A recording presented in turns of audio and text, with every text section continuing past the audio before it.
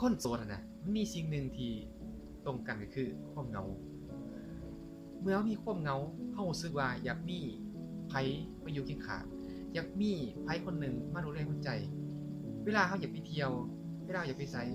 อยากมีคนพาไปอยากมีคนเคียงข้างเวลาเขาบ่สบายเขาอยากมีคนมาเสร็จนำมาดูแลเวลาเขาเศร้าเวลาเขาเหงาเขาอยากมีคนมาบอกนำเวลาผิดหวังขาดกำลังใจเขาอยากมีคนมาให้กำลังใจดังนั้นน่ะคนโสดคนเหงาจึงสอหาเหนือกูจงสอหาคนที่จะมาดูแลหัวใจ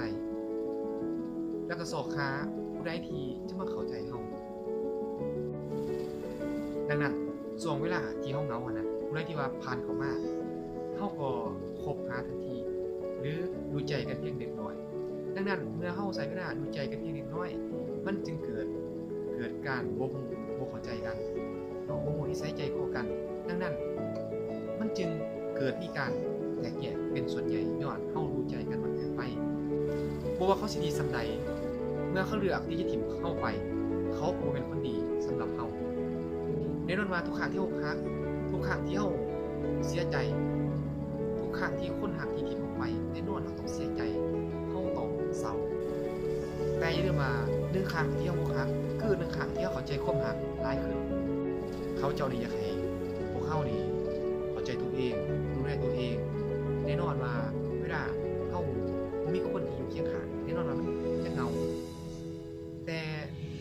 สิจะได้เมื่อคนหักที่ถิ่มลงไปนะเฮาย้อนคืนอดีตบ่ได้คนที่ถิ่มเข้าไปนั้นคือคนที่เพิ่นว่าตายไปแล้วเหลือแค่คนที่บ่ฮักเขาแล้วดังนั้นน่ะอยากให้ท่านจงเชื่อว่าเมื่อสิ่งหนึ่งจากไปเพื่อเปิดทางให้สิ่งใหม่ที่ดีกว่าเข้ามาแทนท่านจงมีกำลังใจสู้ต่อไปกลับมาดูแลตัวเองรักษาตัวเองสร้างตัวเองให้มีคุณค่าที่คนรักเก่าที่ทิ้งไป